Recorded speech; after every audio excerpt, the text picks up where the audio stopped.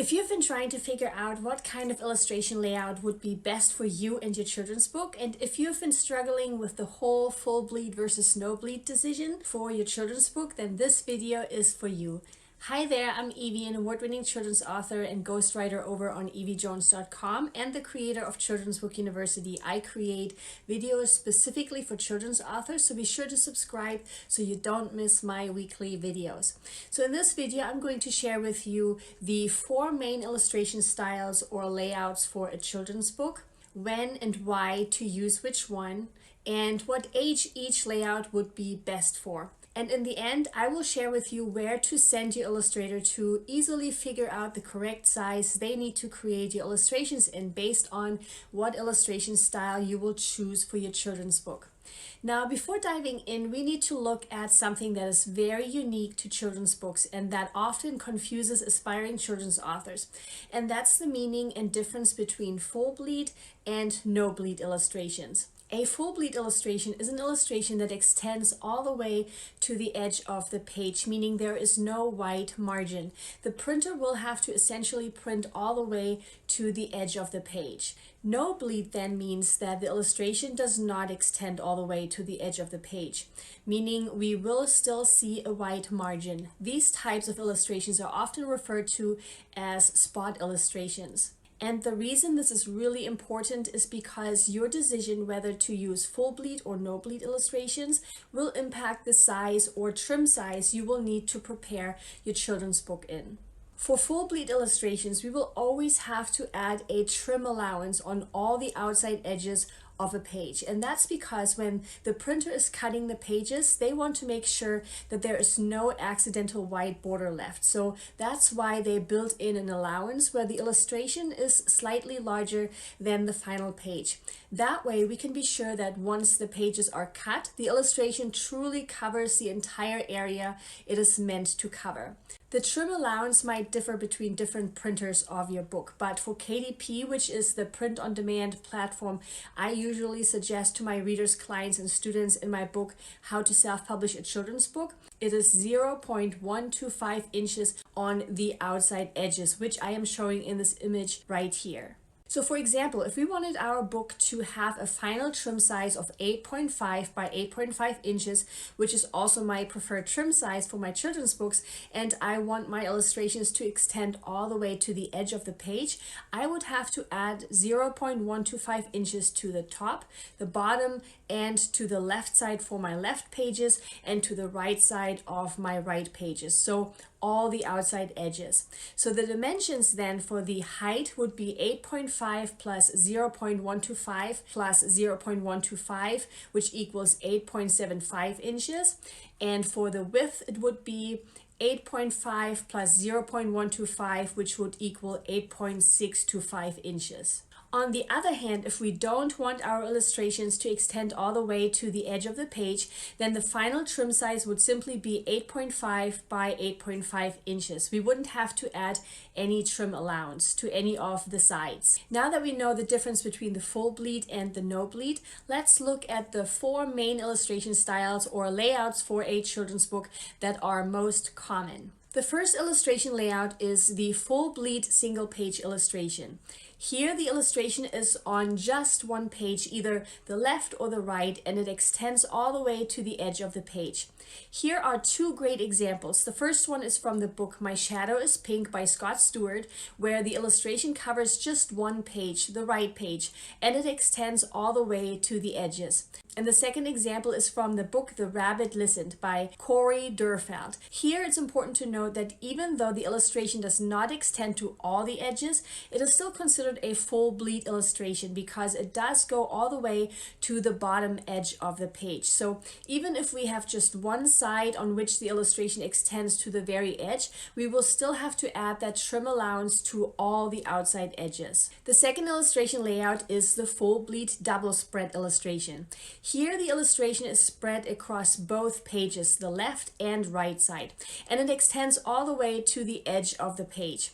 Here we again have 2 great examples. The first one is from the book Giraffes Can't Dance, where the illustration covers both pages, the left and the right, and it extends all the way to all the outside edges. And the second example is again from the book The Rabbit Listened. The illustration covers both pages, the left and the right. And just like before, it's important to note that even though the illustration does not extend to all the edges on both sides, it is still considered a full bleed illustration because it does go all the way to the right edge of the right page. So again, even if we have just one side on which the illustration extends to the very edge, we still have to add that trim allowance to all the outside edges, just like I mentioned before. Now, when it comes to double spread illustrations, we want to pay attention to two things. One, even though we will have to submit the left and right page separately as two single pages when we are uploading the paperback or hardcover version of our book, we will want our illustrator to create our double spread illustration as one single illustration. I explain this in more detail in my Children's Book University program, but because we want our double spread illustration to be created as one whole single illustration, we will have to provide our illustrator with the correct dimensions for an image that spreads across the entire 2 pages. And 2, we will want to make sure that there are no important elements of our illustration in the fold, like faces or hands or text or other things like that. And the fold is simply the vertical middle between the left and the right page where the book folds in half. And that's because it would make it really hard to see. The third illustration layout is the spot or panel illustration. Here, the illustration does not extend all the way to the edge and is therefore a no bleed illustration, meaning we do not have to add the trim allowance to the outside edges. Here again, I want to share 2 great examples with you. The first one is from the book Ada Twist Scientist by Andrea Beatty. This spot illustration does not extend to any of the outside edges. And the second example is from the book Dream Together. This illustration right here is more a panel style illustration, which still has a white margin all around where the illustration does not touch any of the outside edges.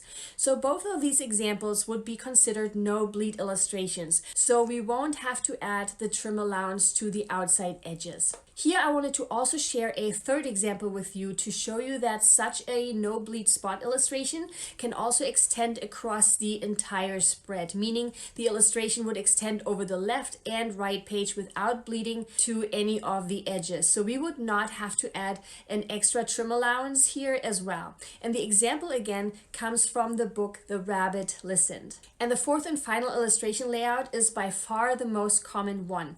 And that's a mix of all these illustration styles. Now, oftentimes aspiring children's authors believe they can only pick one of these layout styles and that they then have to stick to that one style for each illustration throughout the entire book. But that's usually not how most children's books are put together. Instead, we often see a mix of the different layout styles where one page may have a full bleed illustration while the next page may have a spot or no bleed illustration.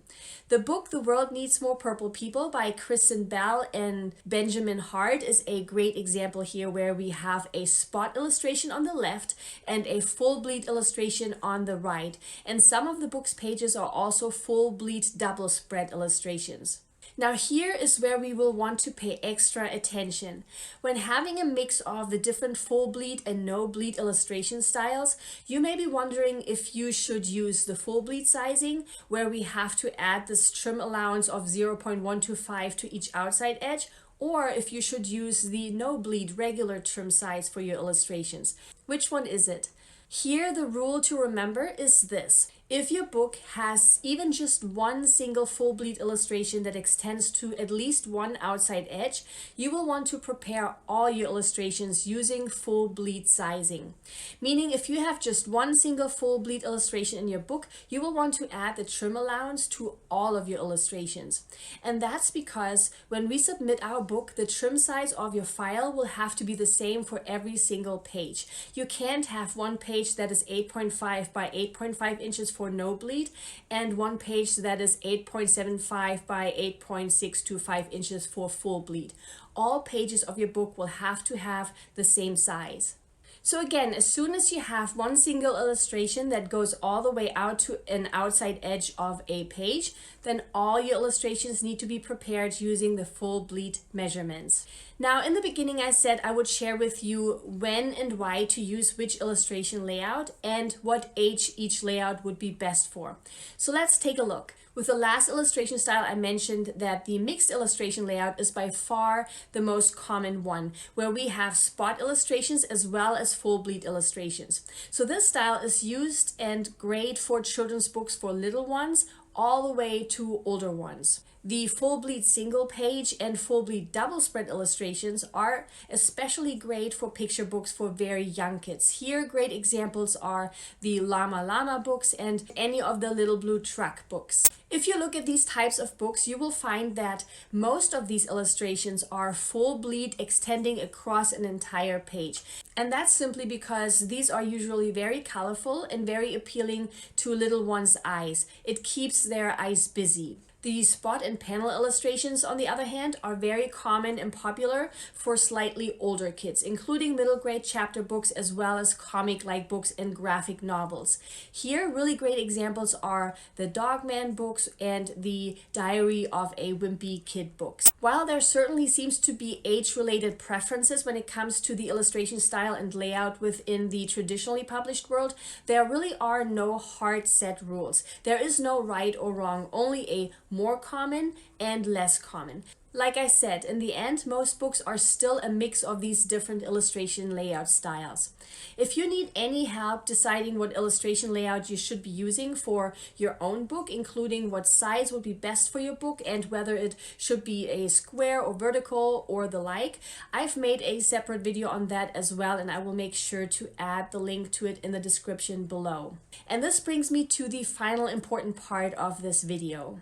When it comes to the measurement and sizing of your illustrations, you will want to make sure you are requesting all your illustrations in the correct size and resolution from your illustrator from the get-go. Meaning you will want your illustrator to create all your illustrations in the correct size. What you don't want is having to resize your illustrations later on so they fit your pages properly, because every time you make later size adjustments, this will really decrease the quality of your illustrations. You may have heard me speak about this before, but that's always a problem I had with my very first children's books. So now that I have written and ghostwritten over 50 children's books, I am always using my illustration template generator that I have created specifically for us children's book authors and illustrators. So based on your illustration style you just determined and the trim size of your book, it will calculate the correct illustration size for you and provide you with the downloadable template that you can share with your illustrators so they know what size to create your illustrations in. It's a free tool, so please make sure to make use of it, and I've added the link to it in the description below this video. I hope you found this video extra helpful today. Please give it a thumbs up and subscribe if you haven't yet. It really encourages me to keep making videos for you like this one. Here's to your very own illustration layout. I cannot wait to see what you are about to create. Bye!